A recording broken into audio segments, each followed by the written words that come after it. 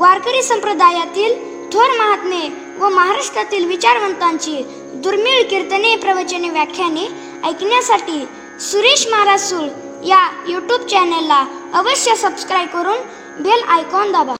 संसारामध्ये काही जरी अर्पण केलं तर फार झालं तर त्याचा मोबदला माणसाला पुण्य शक्ती मिळेल, पण पुण्य स्वरूपता मिळणार नाही. पुण्य स्वरूपता मिळण्याकरता संतांना किंवा देवाला अर्पण केलं पाहिजे. जेव्हा आपण संतांना किंवा देवाला अर्पण करत असतो तेव्हा त्या शब्दाला समर्पण भाव असा असतो. संसारामध्ये नुसतं अर्पण आहे आणि परमार्थामध्ये समर्पण आहे. जीवाने जगात दोघाकडेच मागावं, एक देवाकडे तरी मागावं किंवा संतांच्याकडे तरी मागावं. ज्याला मागण्याची नेहमी अशा प्रकारची गरज असते त्याला जीव म्हणतात. ज्याचं मागणं संपलेलं असतं त्याला साधू म्हणतात आणि जगाचं मागणं पूर्ण करत असतो त्यानं संत म्हणतात. मोठ्या माणसाकडे आपण येऊ लागलो, येत असताना प्रकार असा की मोठ्यांचा मोठेपणा आपल्याकडे कुठेतरी चिटकत असतो. काहीतरी मोठेपण आपल्याकडे येऊ शकतं आणि असं जेव्हा मोठ्यांचं मोठेपण आपल्याकडे येऊ लागलं तेव्हा स्वतःचं समालोचन करणारा साधक विचार करतो, हा मोठेपणा माझ्याकडे का येऊ लागला. कारण खऱ्या अर्थानं पूर्णत्वाला जर जायचं असेल तर आपल्याकडे कुठलाच मोठेपणा असता कामा नये. प्रपंचाच्या क्षेत्रामध्ये मोठेपणा पूर्ण होण्याकरता प्रयत्न करणारी माणसं कधी मोठी होत नाहीत, ती छोटीच होतात. परमार्थाच्या क्षेत्रामध्ये एखाद्या वेळा मोठेपणा येऊ लागला तर खऱ्या अर्थाने मोठा तो असतो की जगात जो सर्वात छोटा होतो तोच खऱ्या अर्थाने मोठा असतो. दास झालो की मी कल्पच्या कल्प जरी झाले तरी मी निवांत राहीन, इतकं मोठेपण संतांच्या दास्यत्वामध्ये आहे. मोठ्याच्या दास्यत्वामध्ये जो आनंद मिळत असतो तो कनिष्ठाच्या मालकीमध्ये आनंद मिळत नाही. महाराजांना ही गोष्ट मान्य असल्यामुळे संकोचित जीव महत्वाच्या भारे, महाराज म्हणतात आम्हाला दास्यत्व हे सगळं बरं वाटतं. संकोचित जीव महत्वाच्या भारे, संकोचित जीव महत्वाच्या भारे, दास्यत्वची बरे बहु वाटे, कळाविजी माझी आवडी हे संता, देणे तरी आता हेची द्यावे, तुमचे चरण पावविलो सेवा, म्हणवणे हेवा हाची करी, कळाविजी माझी आवडी हे संता, देणे तरी आता हेची द्यावे, विनवणे तुका वंदितो चरण, विनवणे तुका वंदितो चरण, लेखार जरेण चरणीचा, कळाविजी माझी आवडी हे संता, देणे तरी आता हेच द्यावे. पांडुरंगा करू प्रमाण पांडुरंगा करू प्रमाण उतरले चरणा संतान तुझ्या,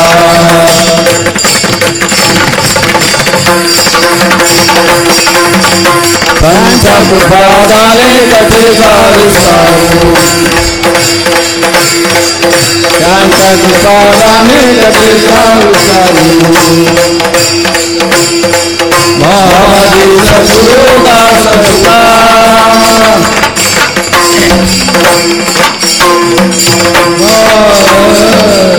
दयांचे केलिया स्मरण होय सकळ विद्यांचे अधिकरण, तेच वंदो श्री चरण श्री गुरूंचे, ते नमस्कारो न्याता, काय माझे वाणी मानेल संतांसी, रंजवो चित्तासी आपुलिया, माझे वाणी तुझे वर्णी गुणनाम, ऐसे दे प्रेम काही कळा, मस्तक हे पायावरी, या वार करी संतांच्या विठ्ठल विठ्ठल.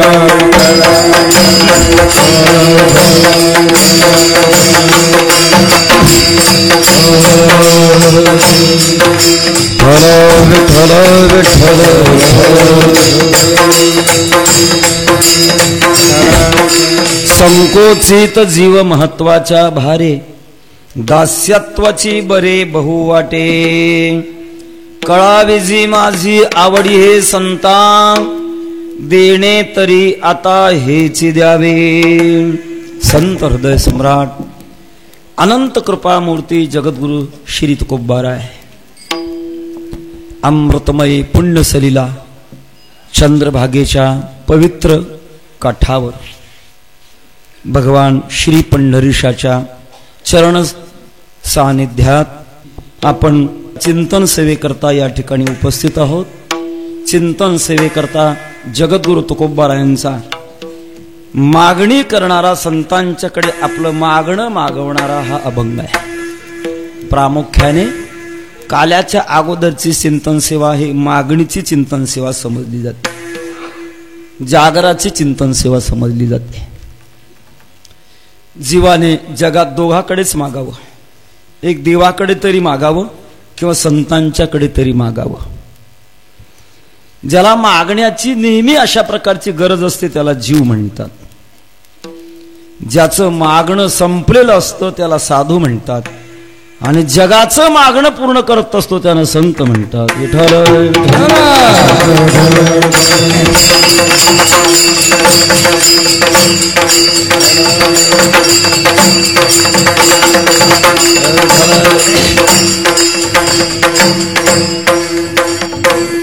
काही प्रसिद्धच असतात पण सिद्ध नसतात, काही सिद्धच असतात पण प्रसिद्ध नसतात, काही सिद्धही नसतात प्रसिद्धही नसतात.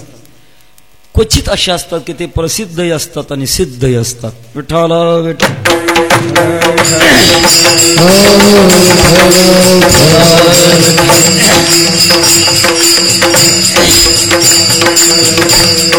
काही सिद्ध नसतात पण प्रसिद्ध असतात. काय महाराज तोफा गर्दी असते, काय प्रसिद्ध असतात. पण सिद्धपणाच्या बाबतीतला विचार कंसात. काही सिद्ध असतात प्रसिद्ध नसतात.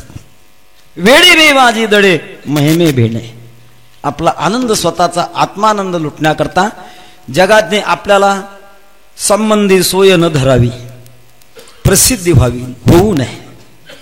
आणि कुठल्या तरी वेळेपणाच्या बुरख्यात लपून भगवंताच्या आनंदामध्ये सतत राहणारा वर्ग सिद्धांचा वर्ग आहे. तो प्रसिद्धीच्या मागे जात नाही. प्रसिद्धी होऊ लागली तर तो बाजूला जातो. दृष्टांत वाचलेला आहे. दोन बंधू संत होते, अरण्यात राहत होते, विरक्त होते. त्यांची कीर्ती वाऱ्या हाते माप चाले, सज्जनांचे याने याने चौकड पसरली, राजापर्यंत पोहोचली. राजा आस्तिक होता, भावनिक होता. राजाच्या मनामध्ये असं आलं की अशा साधूंचं आपण दर्शन घेऊन यावं. राजा दर्शनाकरता निघाला. यंत्रणा पुढे चालत होती. निरोप समजला पुढे की राजेसाहेब आपल्या दर्शनाला येऊ लागलेत. दोन संत आपसात विचार करू लागले, राजा दर्शनाला येऊ लागला म्हणजे विघ्नच येऊ लागलंय. आताच्या काळात जर असतं तर आम्ही किती प्रसिद्ध करतो महाराज, मीडिया जमा करतो, आमच्या घरी मंत्री येऊ लागले असं बरं वाटतं. पण राजा येऊ लागला म्हणजे दोघांना वाईट वाटायला लागलं. तर काय करायचं? राजा म्हणजे एक प्रकारचा विक्षेप आहे. राजाने आपल्याला राजमान्यता दिली तर समाज आपल्या मागे लागेल. काय केलं पाहिजे? दोघांनी युक्ती केली आणि सांगितलं, जेव्हा राजा जवळ येणार आहे अशा वेळेत आपण भांडणं करायची. कशा करता भांडणं करायची? माझी भाकरी तू जास्त खाल्ली, तुझी भाकरी मी जास्त खाल्ली, भाकरी करता भांडायचं. प्रसंगाविशेषात राजा 2-3 किलोमीटरच्या आसपास आलेले होते. समोर आलेल्या सेवकांनी निरोप सांगितला, महाराज येऊ लागलेत आपल्याकडे. एकमेकात भांडू लागले. भांडण पाहिलेलं सेवकांनी पाहिलं आणि राजेसाहेबांना निरोप दिला, सरकार, ज्यांच्या दर्शनाला तुम्ही चाललात त्यांची चुकीची बातमी आहे. ते विरक्त संत नाहीत, सत्कोर भाकरीच्या तुकड्या करता आपसात भांडू लागले. राजाने विचार केला, भाकरी करता भांडतात तर संत कुठले, चला परत. राजा निघून गेला. दोघे हसायला लागले. बरं झालं म्हणाले, पिढा गेली. सिद्ध असतात पण प्रसिद्ध नसतात. काही सिद्धही नसतात, प्रसिद्धही नसतात. एक वर्ग असा की तो प्रसिद्धही असतो, सिद्धही असतो. जीवत्व दशा तिचंच नाव आहे. जी अपूर्ण असते ती जीवत्व दशा. अपूर्णपणा घालण्याचा प्रत्येक जण प्रयत्न करत असतो. प्रयत्नाची साधनं प्रत्येकाची भिन्न भिन्न समजुतीप्रमाणे असतात. ज्याचं चुकलेलं साधन असतं तो पामर असतो, ज्याचं योग्य साधन असतं तो जिज्ञासू असतो. योग्य साधनातून आपल्या जीवनातला अपूर्णपणा घालवण्याचा प्रयत्न करणारा साधक आणि तो अपूर्णता नष्ट करण्याकरता अर्पण करत असतो. जोपर्यंत आपण अर्पण करत नाही तोपर्यंत आपली अपूर्णता जात नाही. विठ्ठल विठ्ठल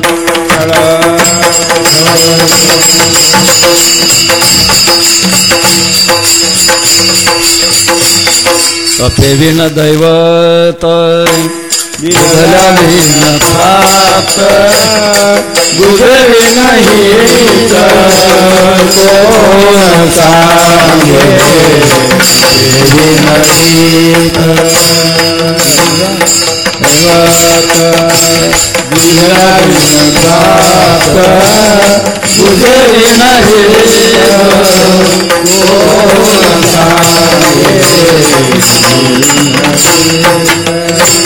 तपे विनय वार्ता विठला विण प्राप्त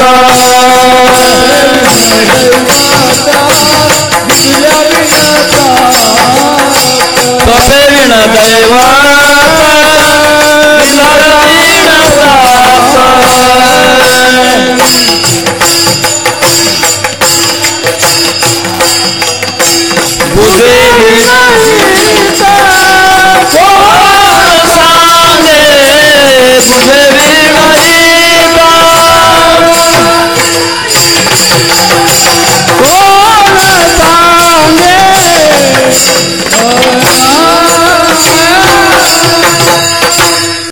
तपे विण दैवत दिदल्या विण प्राप्त गुजे विण हित कोण सांगे. दिल्याशिवाय मिळत नाही. सिद्धांत ज्ञानोबा सांगतात. तेव्हा आपण आपल्या जीवनातली अपूर्णता नष्ट करायची असेल तर अर्पण भाव निर्माण केल्याशिवाय हात जमत नाही. संसारामध्ये अर्पण करावं लागतं. अर्पण कोणाला करायचं, का करायचं, किती करायचं, केव्हा करायचं चिंतन वेगळं आहे. संसारामध्ये काही जरी अर्पण केलं तर फार झालं तर त्याचा मोबदला माणसाला पुण्य शक्ती मिळेल, पण पुण्य स्वरूपता मिळणार नाही. पुण्य स्वरूपता मिळण्याकरता संतांना किंवा देवाला अर्पण केलं पाहिजे. जेव्हा आपण संतांना किंवा देवाला अर्पण करत असतो तेव्हा त्या शब्दाला समर्पण भाव असा असतो. संसारामध्ये नुसतं अर्पण आहे आणि परमार्थामध्ये समर्पण आहे. सम हा उपसर्ग लागल्यानंतर सर्वांगीण रीतीनं जे अर्पण करणं याचं नाव आहे समर्पण. जगामध्ये समर्पण करण्याच्या फक्त दोनच शक्ती, वास्तविक नावानं दोन म्हणायचे, अर्थात एकच शक्ती आहे. भगवान परमात्म्याची शक्ती समर्पण करणं आणि संतांच्या पुढे समर्पण करणं असं म्हणता येईल. परमात्म्यापेक्षा देखील संत शक्ती समर्पण करण्याकरता अत्यंत सोयीस्कर आहे, सोपी आहे आणि सर्वांगीण लाभाचा विकास करणारी शक्ती म्हणजे संत शक्ती आहे. भगवान परमात्म्याला समर्पण केल्यानंतर सुद्धा काही अपूर्णता राहू शकते. अनेक इतिहास आहे.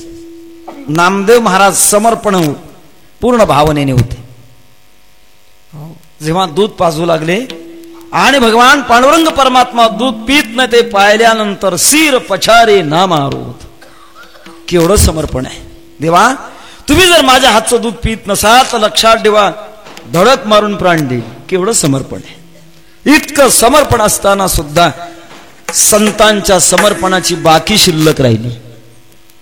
आणि प्रसंग विशेषात आमचे वैराग्य रागसिक गोरोबा काका महाराज यांच्याद्वारा आणि नामदेव महाराजांचं कच्चे पण सिद्ध झालं. प्रत्यक्षात पांडुरंग परमात्म्याने पुन्हा 3 परीक्षा घेतल्या. तिन्ही परीक्षेमध्ये नामदेव महाराज आणि अयशस्वी झाले आणि मग पूर्ण समर्पणात्वा करता विसोबा खेचरांच्याकडे पाठवलं गेलं. नामदेव महाराज पूर्ण प्राप्त झाले. हे समर्पण आहे. आणि हे समर्पण करत असताना आपल्या जीवनातला अहंकार, कुठलेही विकार, कुठली संपत्ती, कुठलाही अभिमान, तादात्म्य, प्रेम आपल्या जवळचं जीवत्व दशेमध्ये असणारं सगळं भांडवल पूर्णपणे देणं हे समर्पणाचे लक्षण आहे. संतांच्या सहवासामध्ये प्रथमतः माणसाच्या जीवनातल्या गरजा पूर्ण होतात आणि नुसतं गरजा पूर्ण होऊन भागत नाही, त्यानंतर आवड पूर्ण होते. महाराजांच्या चिंतनातलं नेहमी चिंतन आठवतं की माणसाच्या जीवनामध्ये गरजा आणि आवड या दोन्ही गोष्टी असतात. भूक लागल्यानंतर मनुष्य जेवण करतो, आवड म्हणून करत नाही, गरज म्हणून करतो. तहान लागल्यानंतर मनुष्य पाणी पितो, आवड म्हणून पित नाही, गरज म्हणून पितो. आजारी पडल्यानंतर मनुष्य औषध घेतो, आवड म्हणून घेत नाही, गरज म्हणून घेतो. थंडी वाजू लागल्यानंतर मनुष्य अंगावर कपडे घेतो, आवड म्हणून घेत नाही, गरज म्हणून घेतो. भूक लागल्यानंतर गरज म्हणून जेवण करतो आणि जेवण केल्यानंतर हात धुतो, खाणं बंद करतो. पण हात धुतल्यानंतर काही माणसं पोटभर जेवल्यानंतर सुद्धा खातात. अगोदर गरज आहे तोपर्यंत ताटातलं खातात आणि गरज संपल्यानंतर आवड निर्माण झाली की खिशातल्या पिशवीतलं खातात. विठ्ठल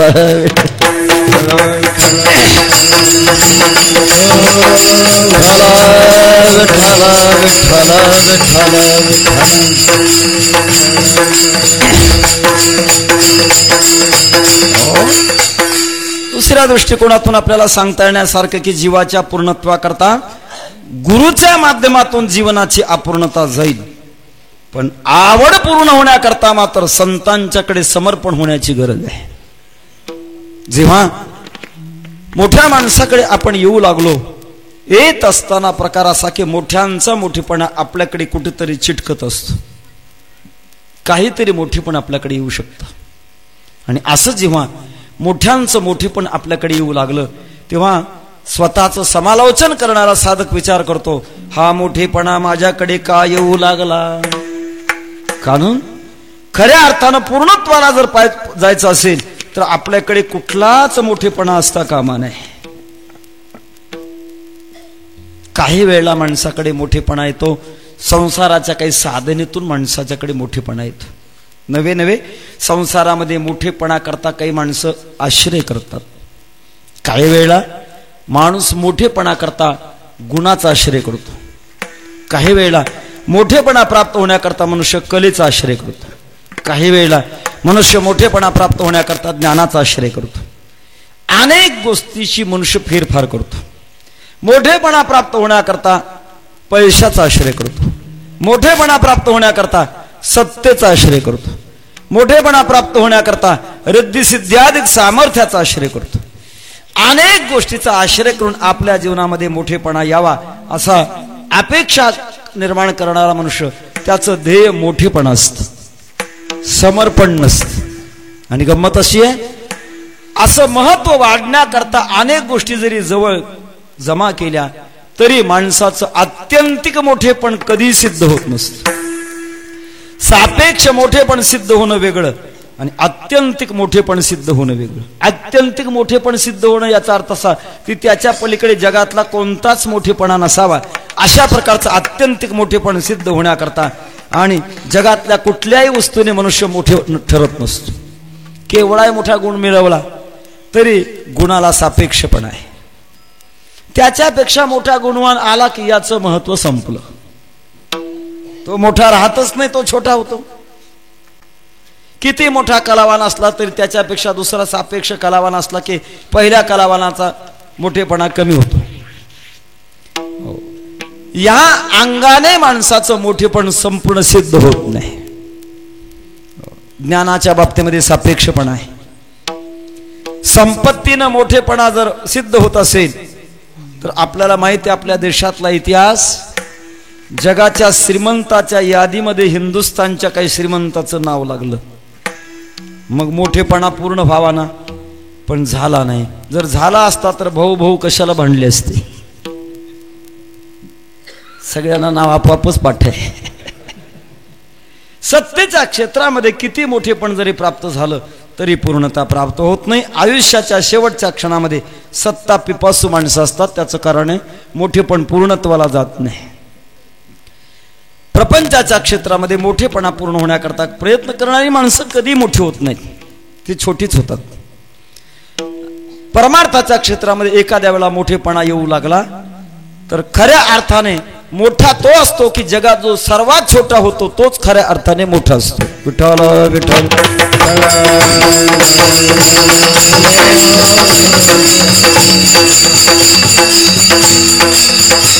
जगद्गुरु तुकोबारा या सिद्धांतानुसार परमात्म्याला प्रार्थना करतात. लहानपण दे गा देवा, लहानपण दे गा देवा, लहानपण दे गा देवा.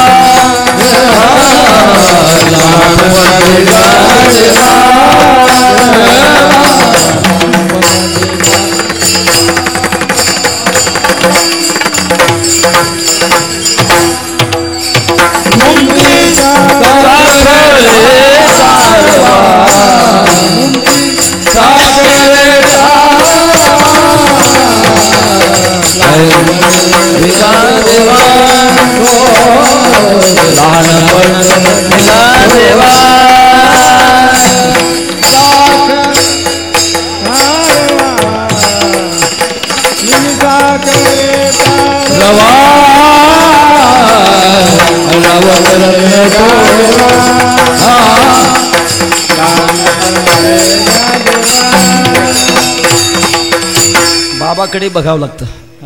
मोठी सासू उभी टाळ घेऊन, कारण वेळेत बंधन, सगळ्या गोष्टीत बंधन. दुसऱ्या चरणामध्ये दृष्टांत असल्यामुळे दृष्टांत ध्रुपद होत नाही म्हणून मुद्दाम बाबांच्याकडे बघितलं. लहानपणे देघा देवा, मुंगी साखरेचा रवा. हा सगळ्यात लहान होणं सगळ्यात अशा प्रकारचं चांगली गोष्ट आहे.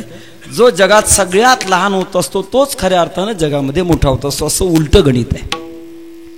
संतांची सेवा करत असताना, संतांना समर्पण करत असताना सुद्धा आणि सामान्य माणसाला मोठेपणा प्राप्त होत असतो. जगद्गुरु तुकोबार आहे संत चरणाजवळ येऊन आणि पूर्णपणे आपलं समर्पण करत असताना त्यांच्या लक्षात आलं की कुठेतरी आपल्याला मोठेपणा येऊ लागला. कारण संत इतके व्यापक वृत्तीचे असतात की आपण जसे आहोत तसं आपल्याजवळ येणारा सुद्धा तसाच झाला पाहिजे. संत जगाचे पोषक असतात आणि बाकीची माणसं जगाचे शोषक असतात. शोषक त्याला म्हणतात जवळ आला की त्याचं शोषण करून घेणं, हे शोषक माणसाचं लक्षण आहे. आणि पोषक त्याला म्हणतात आपल्या जवळ आला ना तो आपल्या सारखाच व्हावा अशी वृत्ती ज्याच्याकडे असते त्याला म्हणतात पोषक वृत्ती. संत हे पोषक असतात जगाचे, आणि पोषक असल्यामुळे त्यांच्या सानिध्यामध्ये एखादा दास जाऊ लागला तर त्याला देखील त्याच्यात पात्रता निर्माण होते, कुठेतरी त्याला महत्व निर्माण होतं. ज्याच्या अंतःकरणामध्ये प्रामाणिकपणाने संतांना समर्पण करण्याची भावना आहे, अशा माणसाला प्राप्त झालेला मोठेपणा मनाला तो टोचतो आणि टोचल्यामुळे तो संतांना प्रार्थना करतो, संत सज्जन हो, तुमच्या सहवासात येण्याचा प्रयत्न केला पण मला मोठेपणा प्राप्त होऊ लागला. संत मालिकेमध्ये जसं गुरु शिष्याच्या सच्च्या मालिकेमध्ये गुरु आणि शिष्य एकाच आसनावर आरूढ होऊ शकतात. आमचे वेद मंत्र सांगतात गुरु आणि शिष्याची कशी अवस्था होते. ओम सहनावतु सहनो भुनक्तु सह वीर्यं करवावहै तेजस्विनावधीतमस्तु मा विद्विषावहै. ओम शांती शांती शांती. प्रमाण थोडं दुसऱ्या नीतीचे पण खऱ्या अर्थानं अर्थ असा आहे आपुले पदी बैसविले. काय योग्यता महाराज आमची या गादीवर उभं राहण्याची.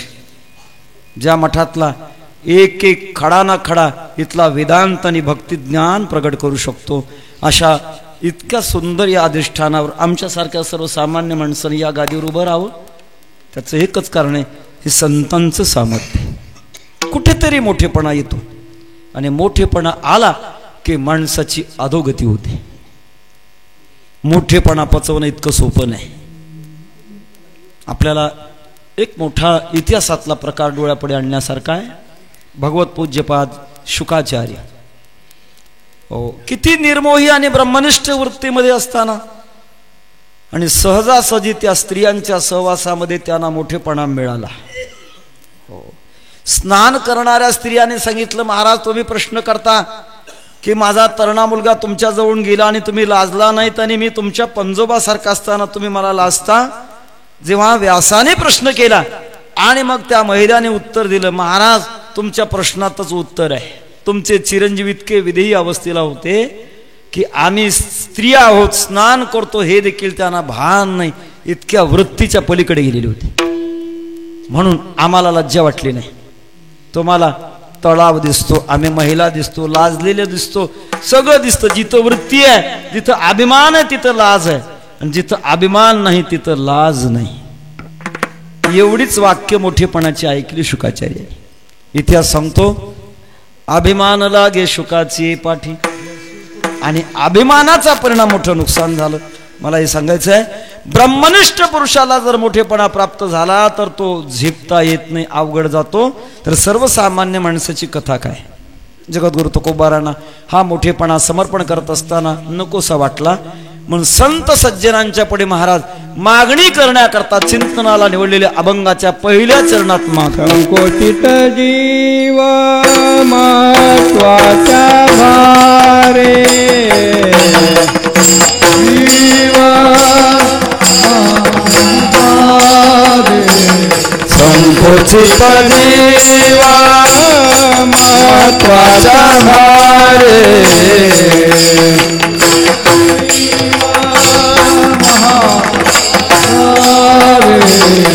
राक्षसाची बारे माहुवाटे, राक्षसाची बारे माहुवाटे, राक्षसाची बारे माहुवाटे, राक्षसाची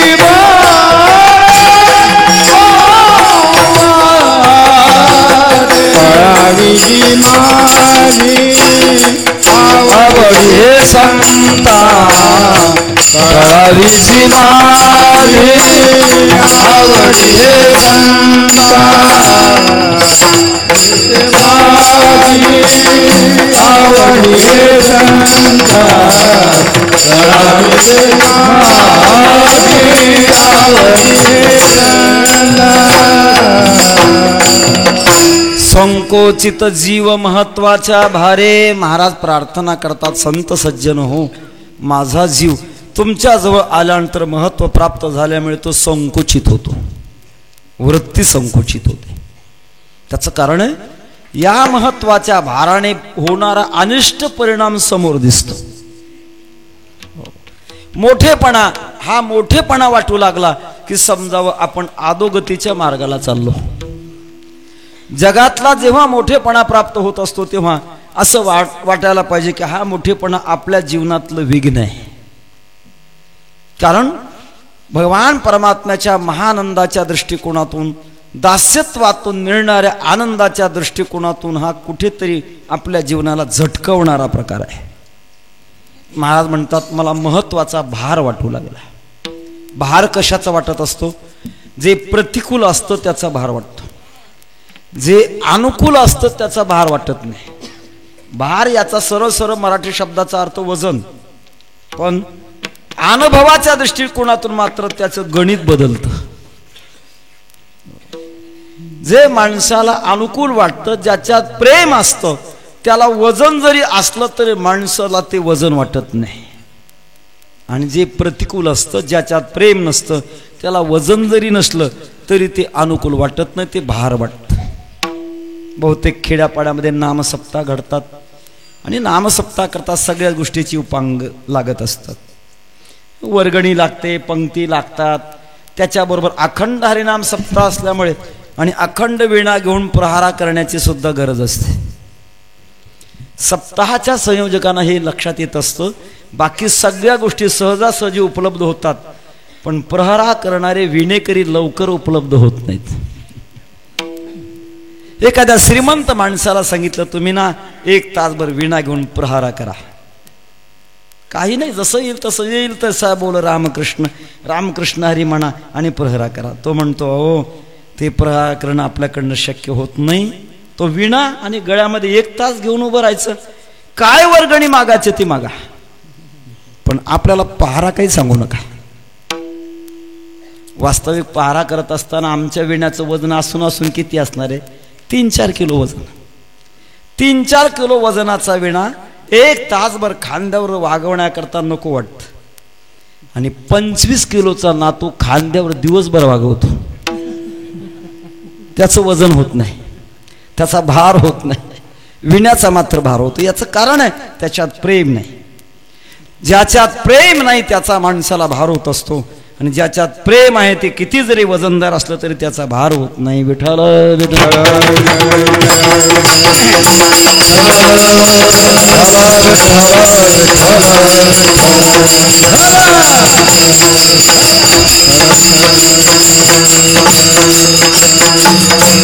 संकोचितपणा निर्माण होतो. संकोचितपणा म्हणजे वृत्तीचा संकोच होतो.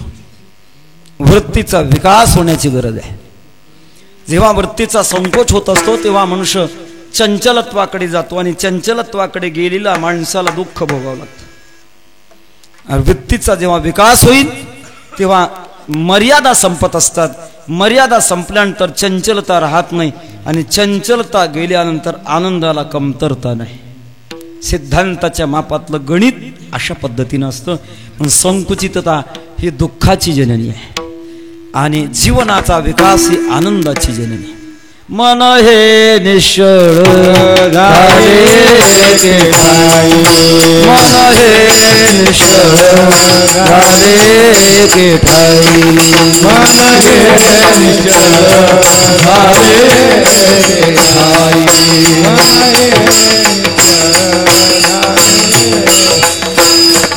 तया उणे काही निज सुखा,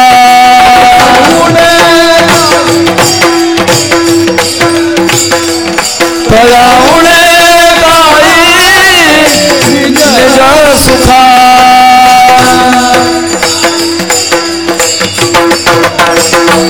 नाही चालताव अखंड सोहळा, नाही चालताव अखंड सोहळा.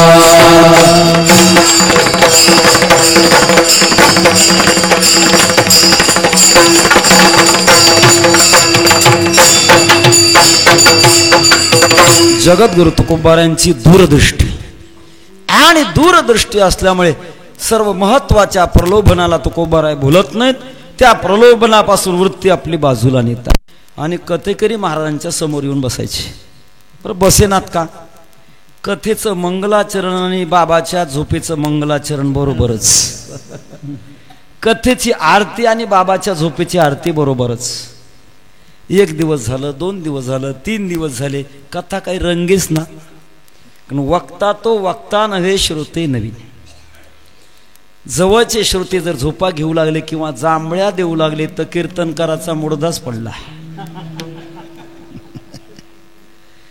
कथेकरी महाराज विचार करायचे, आता काय करावं या संकटाला. मुलाला बाजूला घेतल्यानं सांगितलं, बाळ्या अरे बाबाला घेऊन येतो आणि समोरच बसवतो, बाबाला मागे बसव ना. बाबा चक्क झोपी जातात. त्याने सांगितलं, महाराज बाबा मागे बसायला तयार नाही, ते गावातले प्रतिष्ठित आहेत, ते कसे मागे बसतील, ते पुढेच बसायचं म्हणतं.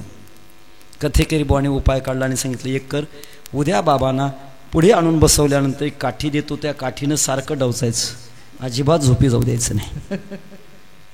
खिशातनं 1 रुपया काढला, मुलाच्या हातावर ठेवल्यानंतर मुलगा आनंदित झाला. 1 रुपयाच्या मोबदल्यामध्ये कथा होईपर्यंत जागं करणं काय अवघड आहे.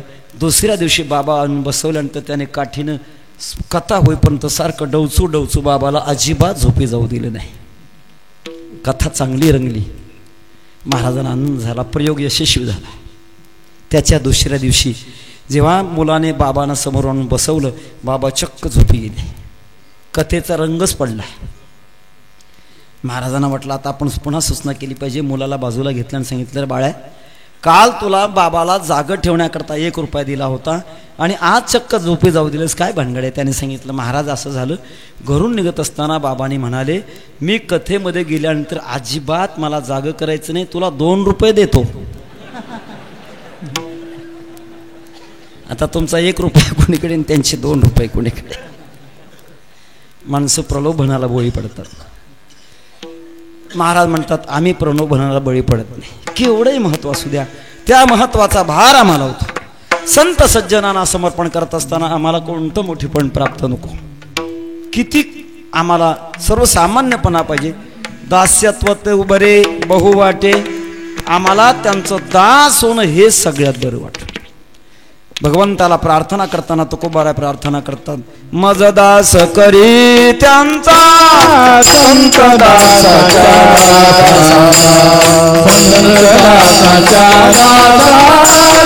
संत दासाच्या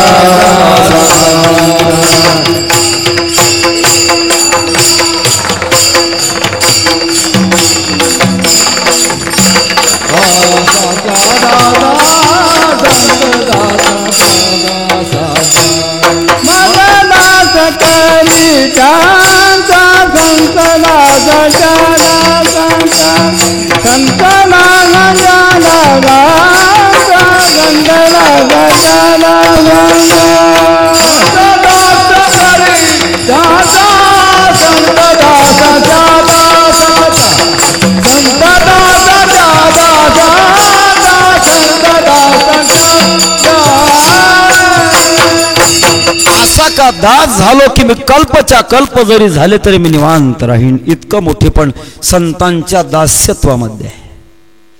मोठ्याच्या दास्यत्वामध्ये जो आनंद मिळत असतो तो कनिष्ठाच्या मालकीमध्ये आनंद मिळत नाही. महाराजांना ही गोष्ट मान्य असल्यामुळे संकोचित जीव महत्वाच्या भारे. महाराज म्हणतात आम्हाला दास्यत्व हे सगळं बरं वाटतं. हे आपल्या अंतःकरणातला भाव हा आहे. तो भाव संत सज्जनांना कळवावा एवढ्या करता तुकाराम महाराज दुसऱ्या चरणात आपले भाव व्यक्त करतात. कविजी माझी आवडी संता, कविजी माझी आवडी संता, कविजी माझी आवडी संता,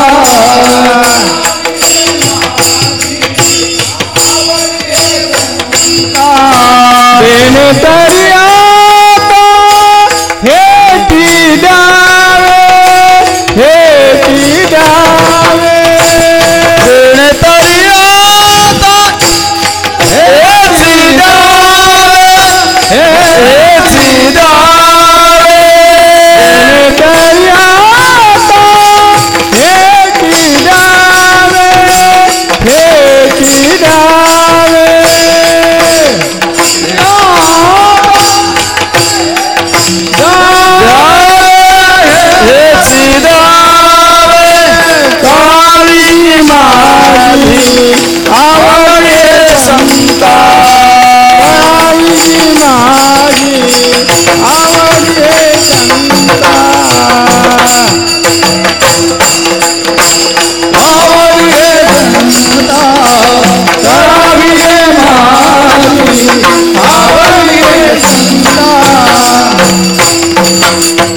आपल्या हृदयाची भाषा वापरतात महाराज. हृदयाची भाषा आणि बुद्धीची भाषा दोघात फार फरक असतो. हृदयाची भाषा ही प्रामाणिक असते आणि बुद्धीची भाषा काही वेळेला बदलते. न बदलणारी भाषा म्हणजे हृदयाची भाषा आहे.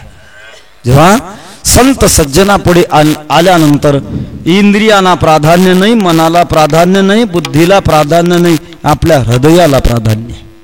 जिथे हृदय असतं तिथेच खऱ्या अर्थानं समर्पण असतं. बुद्धीतली भाषा माणसाची कधी कधी बदलत असते. बुद्धी अधिष्ठित भाषा चंचल असते. हृदयाची भाषा स्वाभाविक आणि न बदलणारी पवित्र भाषा असते. माझी आवड ही आणि ही आवड संतांना कळावी. बुद्धीतून बोलणारा माणूस काही वेळा जसं जमल तसं बोलतो. कारण का बोलतो त्याचं कारण बुद्धीचा स्वभाव बदलणं. अनंत बुद्धीचे तरंग क्षणापालटे गरुडाचा संग भवतो बाधक.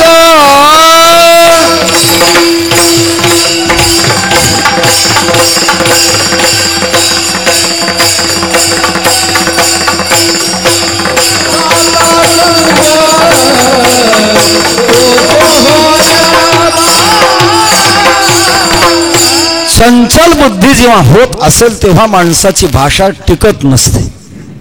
हृदय मात्र चंचल होत नसतं. हृदयाची भाषा ही कायम असते, प्रामाणिक असते.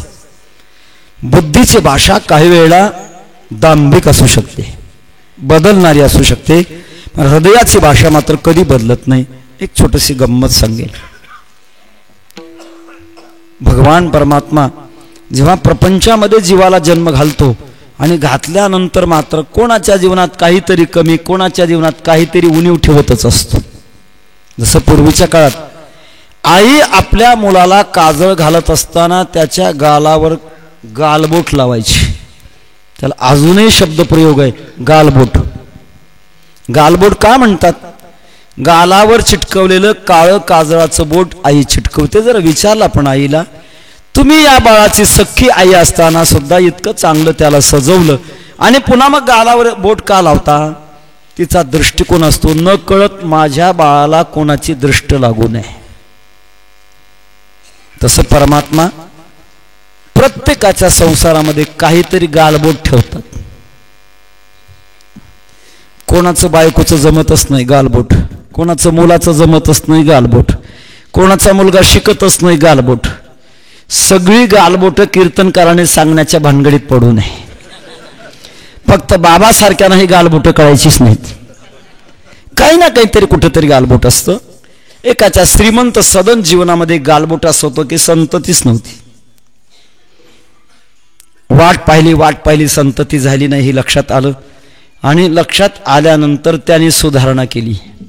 वैकुंठवासी गुरुवर मामासाहेब म्हणायचे, काही माणसं देवाची चूक भरून काढतात. देवाने जर मुलगा दिला नाही तर दत्तक पुत्र घेतात, म्हणजे देवाची चूक भरून काढतात. अशी देवाची चूक भरून काढलेली होती. आणि प्रसंग असा आहे, बहुतेक दत्तक पुत्राचं आणि आईबापाचं बहुतेक जमत नाही, नेहमी भांडणं.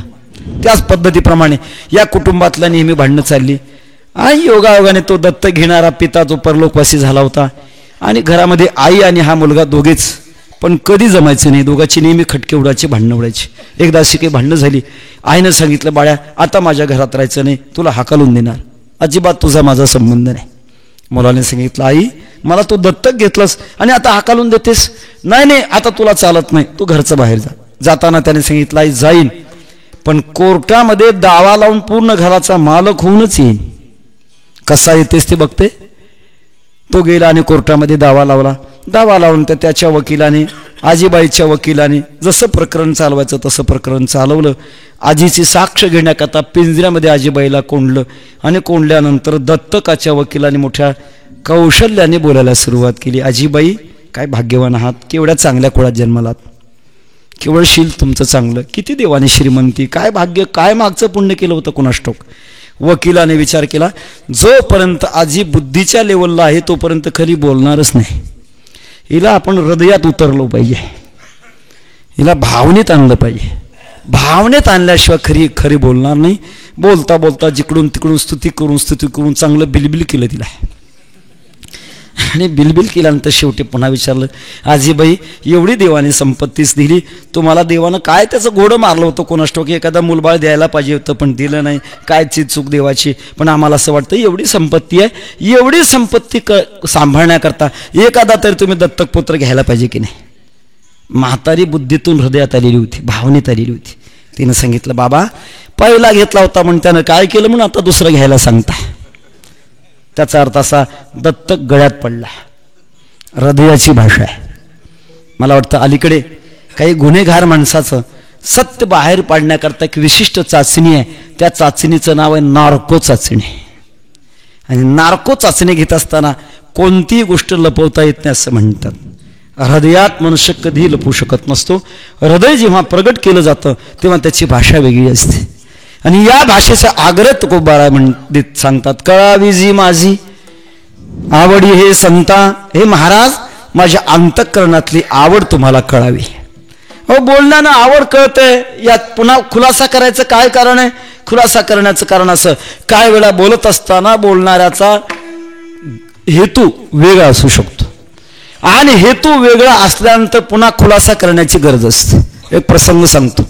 स्वामी रामकृष्ण परमहंसांच्याकडे एक मोठा श्रीमंत भाविक होता गेला महाराजांना भेटवस्तू पुढे ठेवली आणि भेटवस्तू ठेवून नमस्कार केला. नुसता नमस्कार केल्याने आपल्या अंतःकरणातली नम्रता कृतज्ञता व्यक्त करत असताना स्तुती करू लागला. महाराज, आपण प्रत्यक्षात त्यागमूर्ती आहात, आपण त्यागी आहात. रामकृष्ण परमहंसांनी सांगितलं, अरे बाबा, अशी माझी खोटी स्तुती करू नकोस. मी त्यागी कसला? खरा त्यागी तू आहेस. मग तर एखादा हिमालय पर्वत डोक्यावर वजन ठेवल्यासारखा ठेवावं त्याप्रमाणे झालं. सांगितलं, महाराज, आम्ही तुमच्या सारख्याच्या स्तुतीनं दडपून मरून जाऊ, आमची स्तुती तुम्ही कशाला करता? मी त्यागी.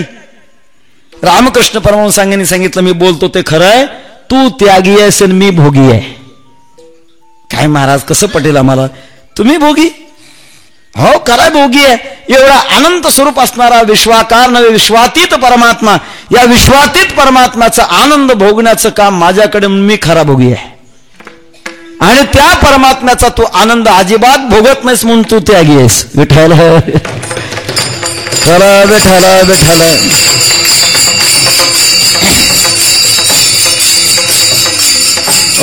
माणूस कसा त्याचा भाव लक्षात घेईल याच्यावर त्याचं मूल्यमापन असतं.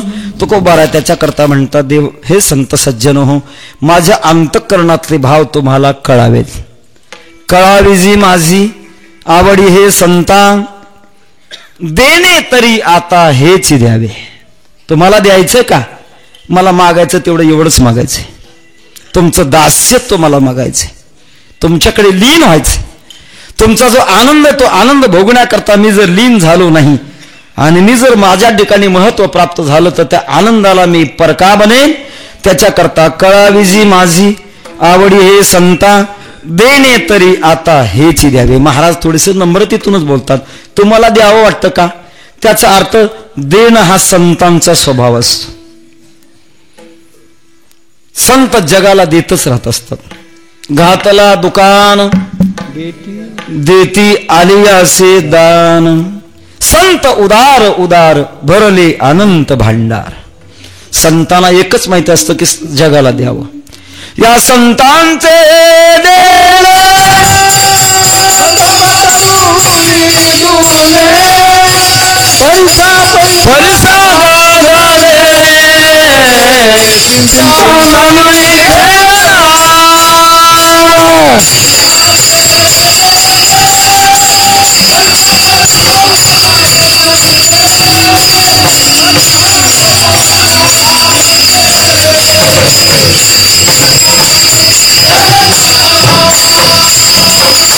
या संतांचे हे देणे परिसा परिस होणी दुने, कल्पतरू होणी दुने. परिसा परिस अगाध देणे, चिंतामणी ठेंगणा जे देत असतात. अकल्पाख्य कल्पतो, ज्याची कल्पना सुद्धा माणसाला जीवदशेमध्ये करता येत नाही असं देणं संत देतात. मग तुम्ही जर दाते आहात, जर उदार आहात आणि तुमच्या औदार्यात, तुमच्या दातृत्वात आणि भगवंताच्या दातृत्वात, जगाच्या दातृत्वामध्ये फार फरक आहे. परमात्मा दान देतो हे खरं आहे, पण देत असताना काहीतरी अंशता का होईना पण मोबदला घेतल्याशिवाय तो देतच नाही. नामदेव महाराजांनी भगवान परमात्म्याच्या दातृत्वाची खूप अशा प्रकारची खिल्ली उडवली. देवा, तू दाता दाता म्हणून जगात प्रसिद्ध आहे, पण मला माहिती आहे तू कसा दाता आहेस. तू देतोस पण अगोदर घेतोस तेव्हाच देतोस. देसी तेव्हा घेसी तेव्हा देसी, ऐसा असं अगोदर घेतोस. काही का होईना द्रौपदीला एवढं तू दिलंस, पण कमीत कमी भाजीचं पान का होईना पण घेतल्याशिवाय तू दिलंच नाहीस. परमात्मा देतो पण घेऊनच देतो. संत देतात पण अजिबात काहीच घेत नाहीत, न घेताना देतात. यदा कदाचित ज्याला द्यायचं आहे त्याचा अधिकार जरी कमी असला तरी अधिकाराची पूर्णता आपल्या शक्तीनं भरून काढतात आणि त्याला जे पाहिजे ते देतात. तुम्ही दाते आहात ना, मग मला जर द्यायचं असेल याचा अर्थ असा तुमच्या डोक्यात विचार असेल की याला द्यावं, कारण याला देण्याचा विचार दात्यामध्ये आला पाहिजे, संतांच्या मनामध्ये आलं पाहिजे. एक प्रसिद्ध अभंग आपण नेहमी म्हणणारे आहोत. तुका म्हणे आले समर्थाचे मना, जरी होय राणा रंक त्यांचा. त्यांच्या मनात आलं पाहिजे. त्यांच्या मनात आल्यानंतर मात्र कुठल्याही प्रकारची असमर्थता नाही. तुमच्या मनात जर आला असेल आणि माझ्याविषयी तुम्ही जर प्रसन्न असाल तर मला द्यायचं असलं तर एवढंच द्या. कळावे जे माझी आवडी हे संता, देणे तरी आता हेच द्यावे. मला आता हेच द्या, याच्यापेक्षा मला जगामध्ये दुसरं कुठलंही घेण्यासारखं राहिलेलं नाही. काय द्या? तुमचं दास्यत्व द्या.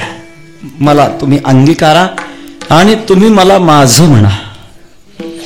दास्यत्व सहजासहजी देता येत नाही. आपल्याला कल्पना आहे, समुद्र मंथनाच्या वेळेला लक्ष्मीसारखं महारत्न बाहेर पडलं. बाहेर पडल्यानंतर लक्ष्मीची अपेक्षा सगळं जगातली मोठी मोठी शक्ती करत होते. दानवे लक्ष्मी प्राप्त होऊन अपेक्षा करत होते. देव देखील लक्ष्मीची अपेक्षा करत होते. लक्ष्मी अत्यंत चोखंद सर्वांना पाहत पाहत चालली.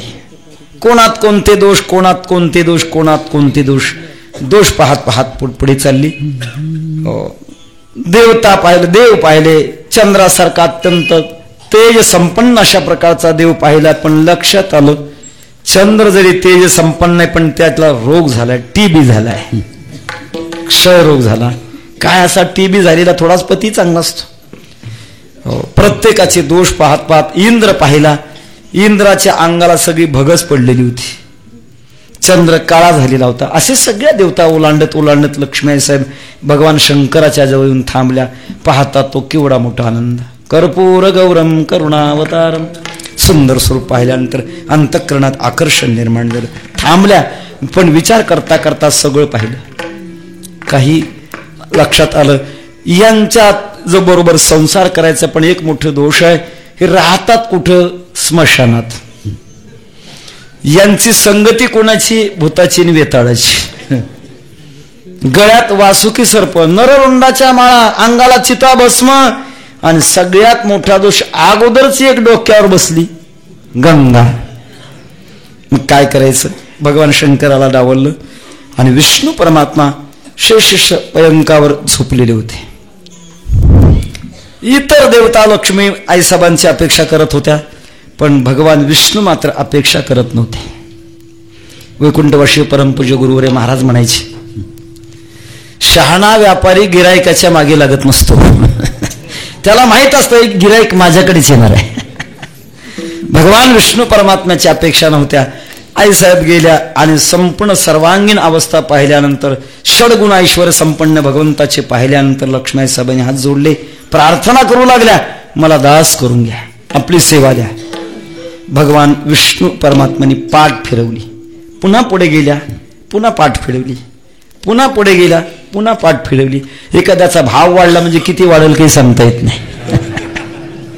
भगवान विष्णू परमात्मा पुन्हा पुन्हा लक्ष्मी आईसाहेब हात जोडतात पण तो पाठ फिरवतात. शेवटी आईसाहेबांनी विनंती केला, हो एवढा त्याग करून मी तुमच्याकडे आले, तुमच्या चरणाची सेवा द्या. भगवान विष्णू परमात्माने हे असो लक्ष्मी स्थिरावली मुकुंदी जैसी. दास्यत्व करत असताना दास्यत्वाने स्वीकारणाऱ्या व्यक्तीच्या ठिकाणी दया निर्माण व्हावी लागते. आणि त्यातल्या त्यात मोठ्या माणसांना अमक्याला आपण दास्यत्वाने स्वीकारावं याच्या करता सुद्धा दास होण्याची त्याच्या जीवनात पात्रता लागते, नम्रता लागते, सेवाभाव लागतो, तत्परता लागते. कोणत्याही प्रसंगामध्ये अनुकूलत्वाची शक्ती त्याच्या ठिकाणी लागत असते. त्याला असं माहीत झालं पाहिजे की यांचा आपण दास झालो ना कुठल्याही क्षणात आपलं अहित होणारच नाही, अशी ज्याच्या अंतःकरणात भावना असते त्यालाच दास्यत्व मिळत असतं. प्रसंग ऐकलेले महाराजांच्या मुखातून.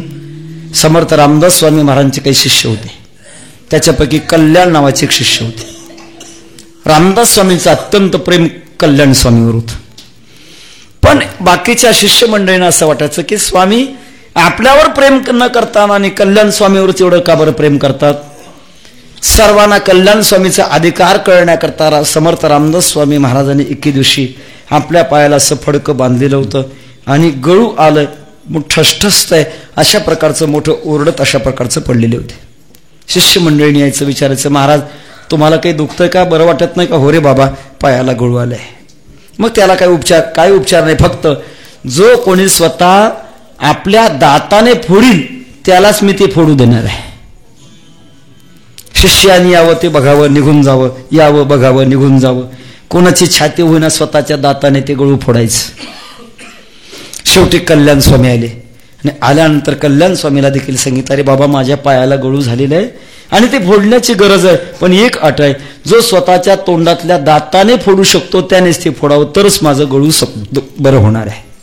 कल्याण स्वामीची दास्यत्वाची परम अशा प्रकारची अंतःकरणातली भावना परमसीमा असल्यामुळे अजिबात विचार केला नाही.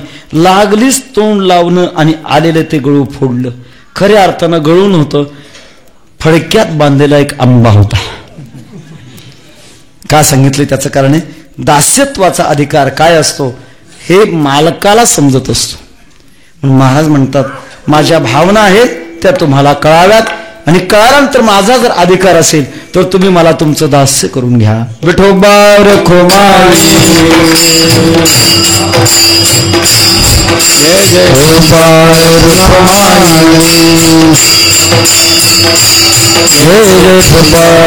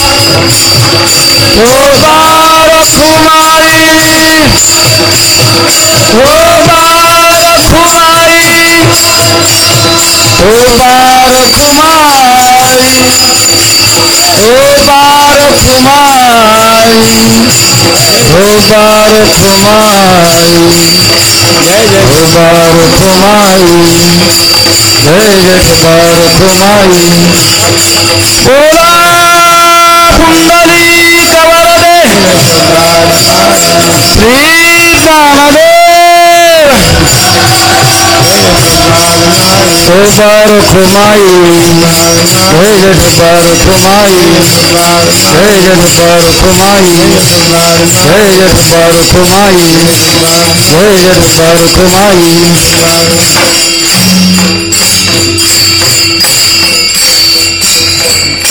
बाबाचा इशाराला मधली चाल नको आणि त्यांच्या मानसाप्रमाणे वेळेमध्ये चिंतन सोडलं पाहिजे.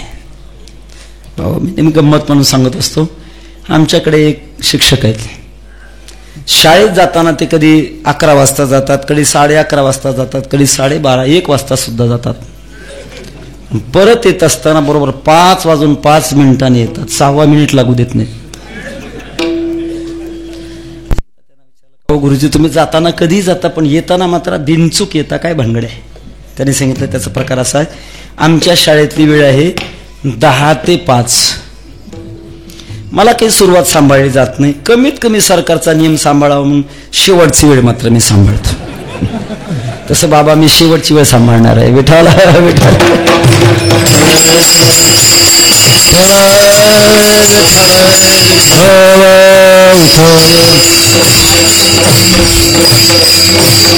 जगद्गुरु तुकोबारांच्या अंतःकरणामध्ये संत सज्जनांच्या जवळ जाऊन त्यांचं आपल्याला पक्क दास्यत्व मिळावं अशा अंतःकरणातल्या भावना आणि महाराज संत सज्जनापुढे त्या प्रगट करतात. करत असताना संत सज्जन म्हणले असावेत, महाराज तुम्ही माझ्यापर्यंत आलात, हे काही दासपणा तुमचा नाही का? आलात ना? महाराज म्हणतात, मी तुमच्या चरणापर्यंत आलो, तुमच्या सेवेपर्यंत आलो आणि म्हणूनच माझ्या अंतःकरणामध्ये हाव निर्माण झाली. म्हणूनच पुन्हा मिळालेल्या गोष्टीचाच आनंद मिळावा एवढ्या करता मी तुम्हाला ही मागणी मागतो. ती मागणी महाराज अभंगाच्या 3ऱ्या चरणात मागतो. तुमचे चरण पावलो सेवा, तुमचे चरण पावलो देवा, तुमचे चरण पावलो सेवा,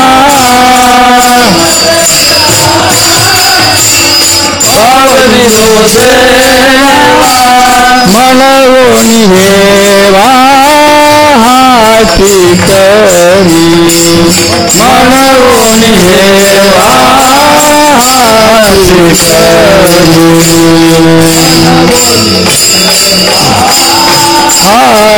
करी, मनवोनी हेवा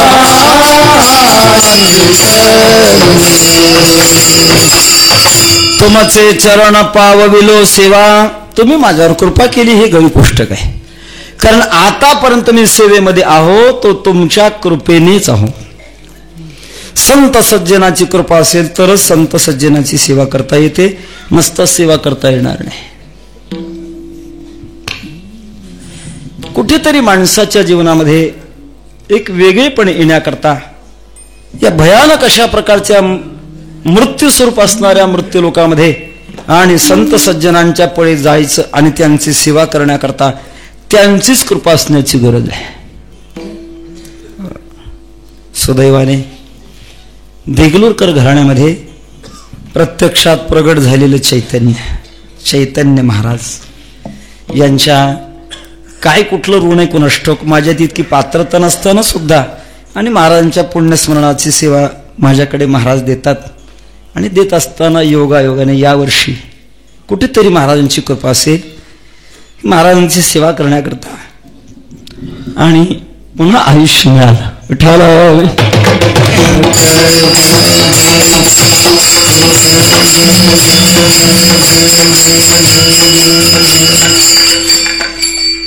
परमात्म्याचं चिंतन, घराण्यातले संस्कार आणि त्या संस्काराप्रमाणे वैकुंठवासी गुरुनाम गुरु स्वानंद शिकण्याशी जोग महाराज यांच्या संस्थेतलं शिक्षितपण झाल्यानंतर कुठेतरी एका बाजूला बसल्याची अवस्था होती. आणि त्या काळात मात्र स्वामी रामसुखदाजींच्या मुखातून ऐकलं की य इमं परमं गुह्यम मद भक्तेश्व विधास्यती भक्तिमयी परांकृत्वा मामेव शक्य संशया. तेव्हापासून बाहेर पडलो. वाकडं तिकडं जसं असेल तसं ऐकलं ते लोकांच्या पुढे मांडत चाललो. पण या प्रवासामध्ये काही भयानक प्रसंग असतात. मी आत्ताच महाराजांना बोललो, महाराज मी अपघात महामंडळाचा अध्यक्ष झालो, कारण गेलेल्या 4 महिन्यात माझे 5 अपघात झाले. पण पांडुरंगाची कृपा आणि संत सज्जनाची कृपा विठ्ठल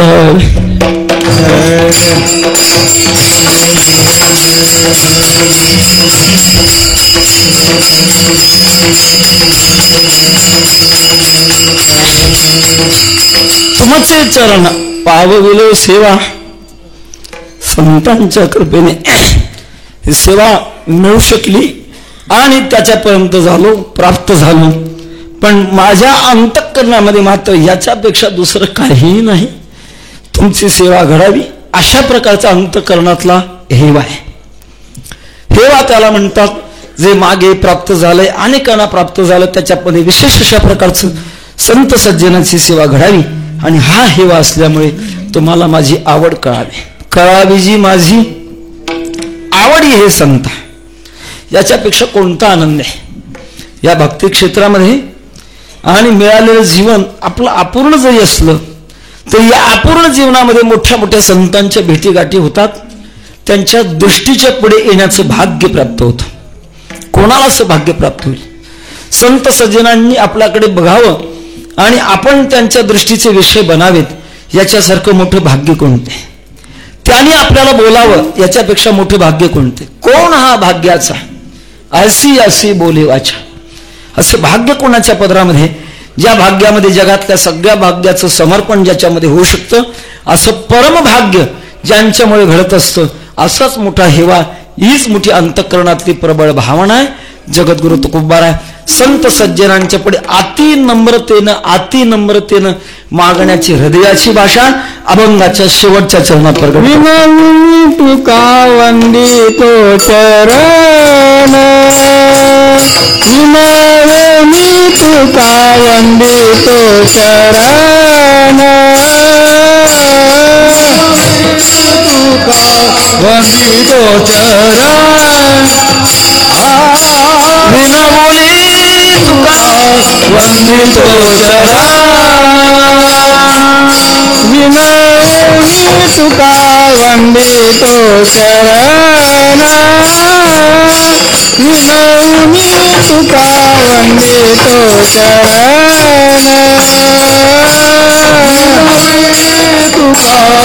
वंदितो चरण,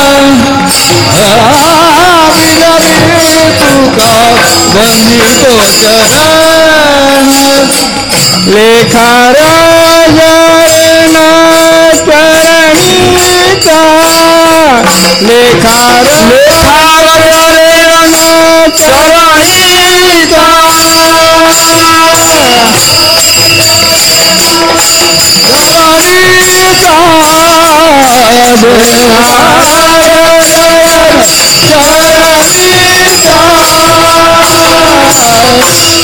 विनवणे तुका वंदितो चरण.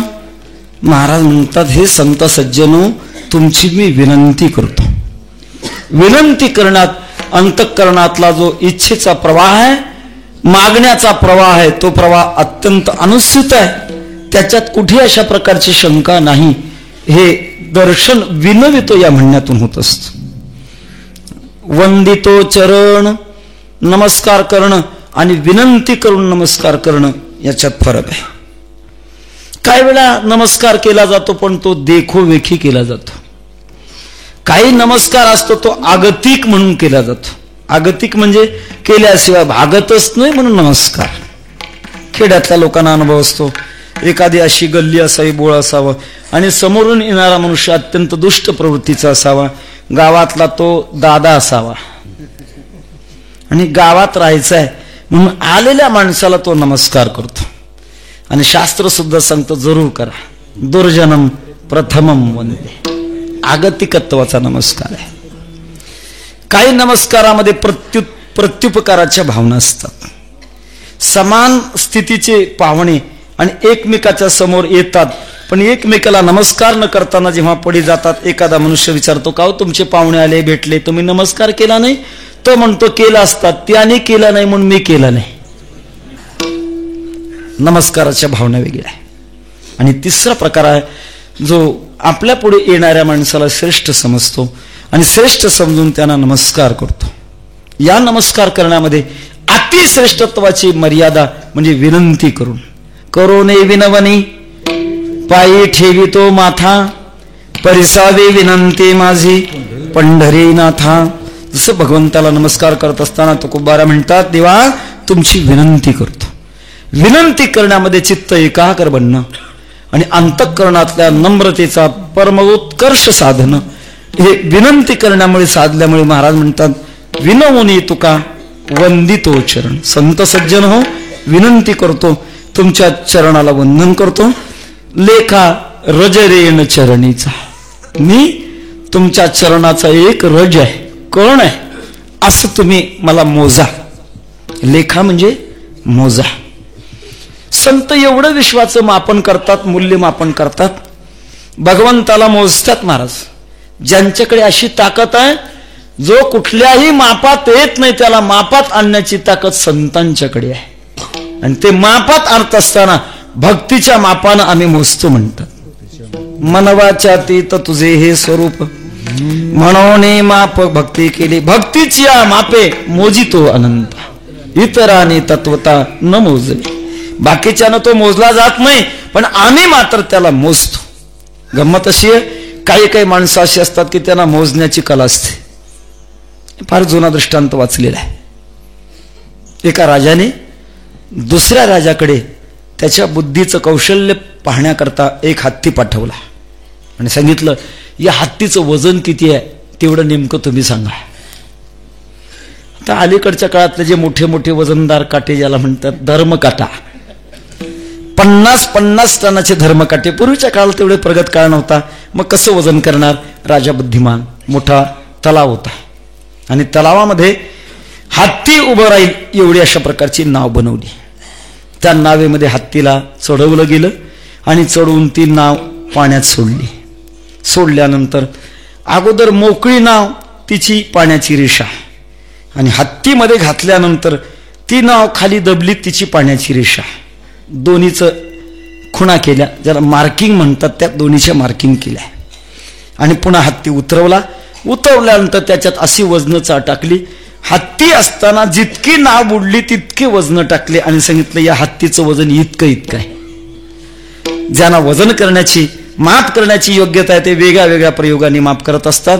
ज्या महात्म्याने आपल्या हृदयामध्ये प्रत्यक्षात परमात्म्याला कोंडलंय त्यांना संपूर्ण, ज्यांना देवाचं माप करता येतं त्यांना जगाचं माप करता येणार नाही, आणि ज्यांना जगाचं माप करता येतं त्यांना संतांचं माप करता येणार नाही.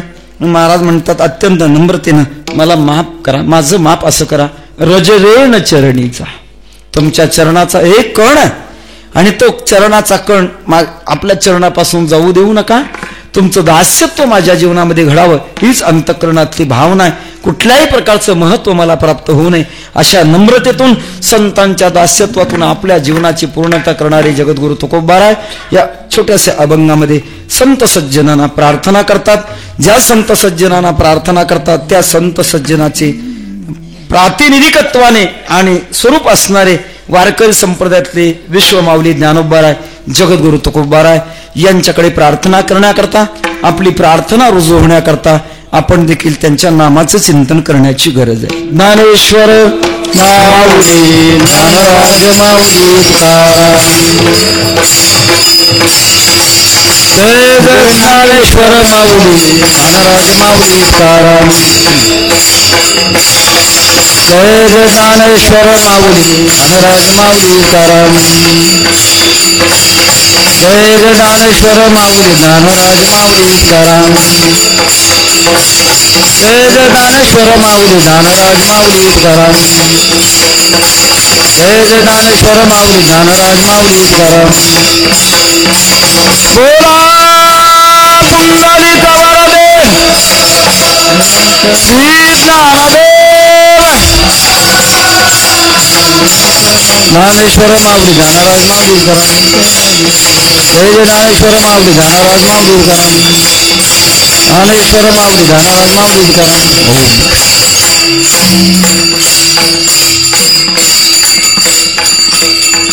लेखा रजरेन चरणीचा कळाविजी माझी आवडी हे संता. महाराजांचं हे विनम्र अशा प्रकारचं मागणं आपण वेळेच्या आत या मागण्यावरचं चिंतन समर्पित करत आहोत. आम्हाला दास्यत्वात पदरात घ्यावं एवढीच प्रार्थना करून माझं चिंतन संपलं एवढं जाहीर करतो.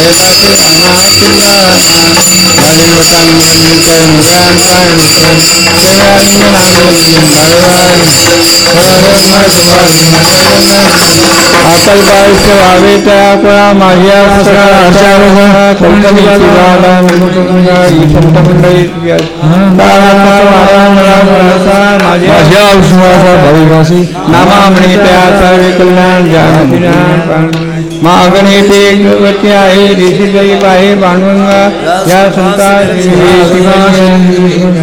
आता म्हणे आता तू